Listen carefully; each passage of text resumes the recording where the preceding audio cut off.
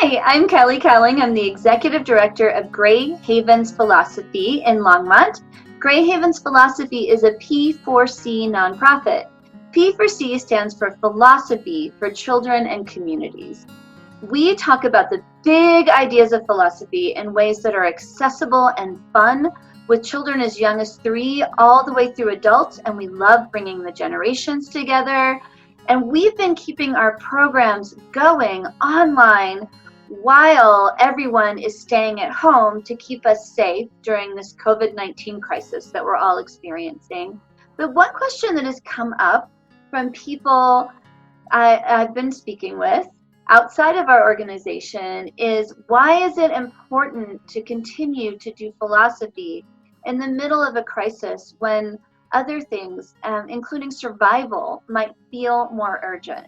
So I have with me Robin Bosica, our young adult program lead, and also Peter and Deacon, who have been participating in our Saturday philosophy group for tweens and teens for 6 years. That's right, they gave up Saturdays for 6 years to talk about philosophy, so they must think it's pretty important. And then also Dave, who is one of our philosophy discussion facilitators. So let me ask you this question, Robin. You give so much of your life to our programs. You have given and you've shaped them. Why is it important to you, and why do you think it might be important to other people to continue to have these deep discussions? And we're not teaching people philosophy, so we're not giving you lectures. We're talking with you, we're thinking with you. Why do you think thinking together is important right now? Well, I think that's the main piece right there, is the thinking together piece. What we do here at Gray Havens is we build space for community. We are one of our mottos is thinking together makes our community better.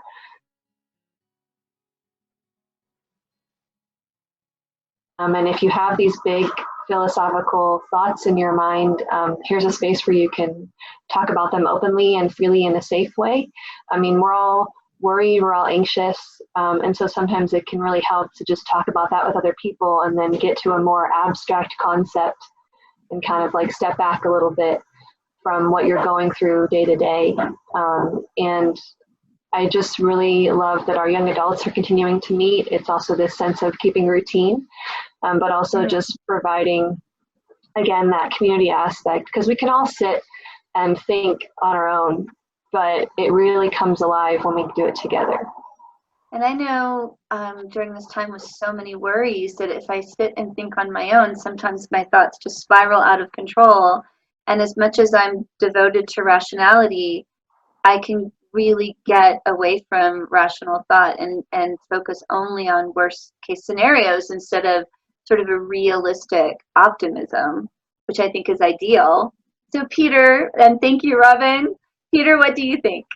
Well, I think building off what Robin and Kelly said, the big thing is that when you are thinking together, it's not like when you're thinking by yourself. You have all stresses and anxieties of daily life. When you think with other people, you can almost put those aside, and then you can think about things rationally, or just in a way that doesn't just produce more stress and anxiety. And because of that, just being able to do it, even just a couple of times a week, just lets you calm yourself down, because you can come up with ideas and solutions and just thoughts about the crisis without those thoughts overwhelming you. Nice. I like that. Deacon, what do you think? Why have you been coming to our discussions more than once a week when you have so many other things? I personally feel that Gray Havens philosophy provides a certain sort of community that allows people who may not be able to express their opinions or their thoughts, especially regarding philosophical concepts, and especially during a crisis such as this. In normal communities, a lot of normal activities where people would gather don't kind of offer the depth of conversation that Gray Havens does. And I feel like Gray Havens, like Robin was saying, like Peter was saying, allows us to form a community where we can look at issues from an outside perspective, but still discuss them in length and really think about their impact on not just us as individuals, but also us as a society. And so I feel like that's why Grey Havens is so important to me, is that it gives me a chance to really think about things that otherwise I wouldn't have the time or the energy to think about and really like dive into as like in like an in-depth discussion. I think that's really well said. And I just want to underscore what you said about the depth of discussion, because I think that's really important, especially in a time of crisis, is that you're able to go deep and you're able to really think about things with other people that you wouldn't necessarily bring up in the course of, I forgot to put my phone on silent, sorry, that wouldn't necessarily come up in the course of conversation, even if you're still connecting with people over Zoom. And talking about what you really think about these deep questions is so humanizing. It forms such a strong connection with people, even if they're people that you don't meet and that you're not even seeing in person. And that's been really important to me. So, Dave, what do you think? Well, I think, you get into a crisis and yeah, your brain is going all over the place. You've got lots of big questions, and having a chance to be able to organize them and look at them in a rational fashion is really important. I mean, there are other ways of coping. You can exercise, you can go and howl at the moon. Yes. But having a chance to actually sit down and try to work through the things in a rational fashion, and with Grey Havens, not just do that, but do it with other people that are trying to do the same thing. And you can ask questions that maybe you're afraid to ask because we have such a welcoming community.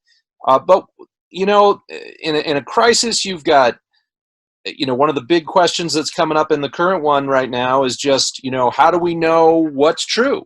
That's something that philosophy tackles. The ethical questions that come up, that's in the realm of philosophy. Political, some big political questions are being raised here, and political theory it falls into the realm of philosophy.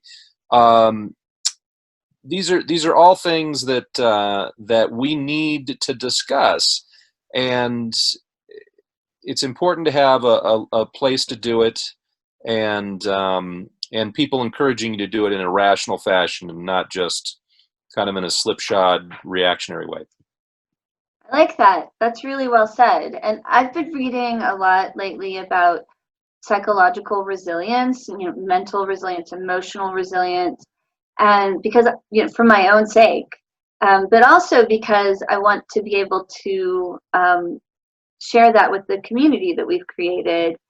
And one of the things that I've come across is the idea that rational thinking, and really especially the ability to balance reason and emotion, is so important to resilience in a crisis, because extreme pessimism is not rational.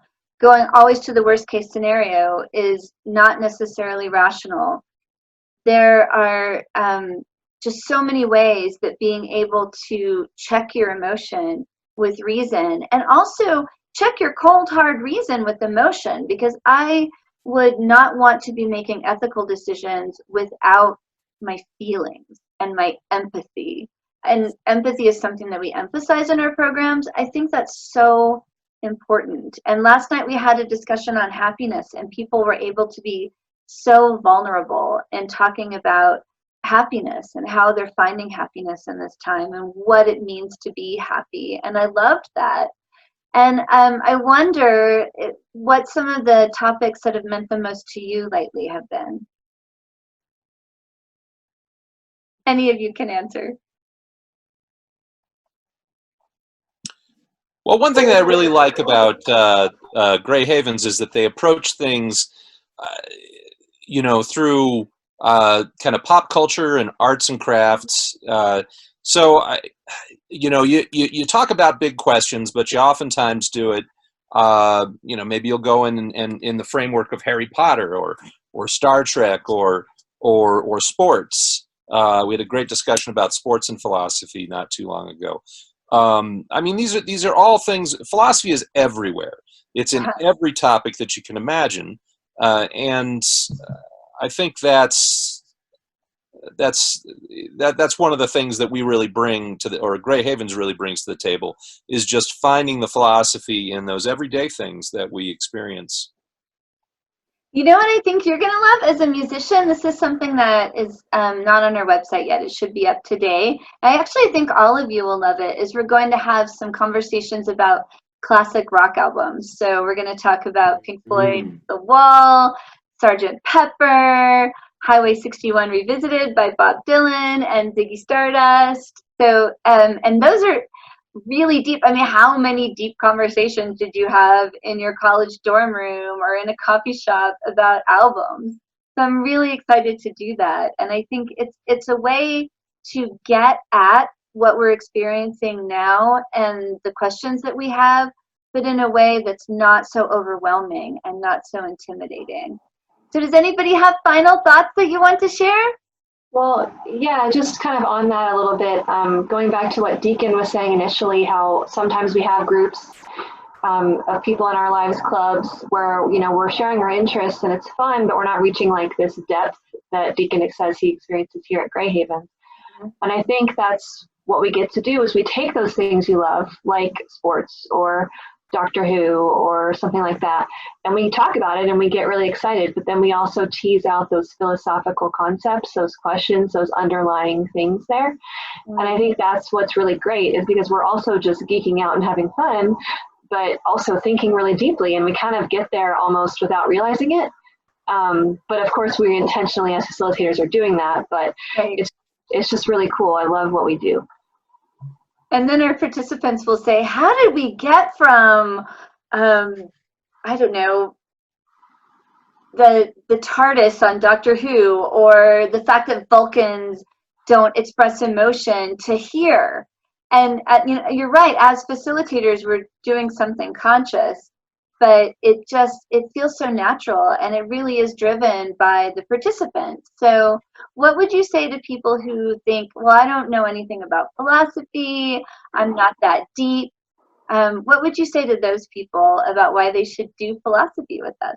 Well, I think the important part about the kind of philosophy we're doing, you don't have to be very good at philosophy to do this kind of philosophy. It's the kind of thinking that people are already doing in their head, and you're just doing it with a group of people. And what happens is that as you talk with people, the ideas develop more and more, and everyone's capable of doing that because everyone does it all day. Yeah, I love that. We're all natural philosophers, whether we realize it or not. Okay, well, this has been really fun for me. I love seeing you. I miss seeing all of you in person so much. We will be together again. But thank you so much for taking time out of the middle of your Friday to do this. And I hope I can see you tonight. We're going to have a Fandom Friday philosophy discussion. It's a random Fandom Friday. So we're when is it? Oh, it's at 7 to 8:30. I had to think for a second. What? Is the Zoom link in an email that you sent us? It's on the website, grayhavensgroup.org/events. It is on our Facebook page, but I will send it to you directly. Okay, thank you. I'll put it in Discord. I'm learning to use Discord. I'm learning to do all the technology that you young folks do now, which is really good. I just love being connected to all of you. And thank you so much. Thank you so much. And if you are watching us and you are familiar with Gray Haven's philosophy and that you haven't participated in a while, I really encourage you to go to grayhavensgroup.org/events, GREY Havens, you can see it behind me, grayhavensgroup.org/events to find our online events, or you can like our Facebook page, which is Gray Havens Philosophy.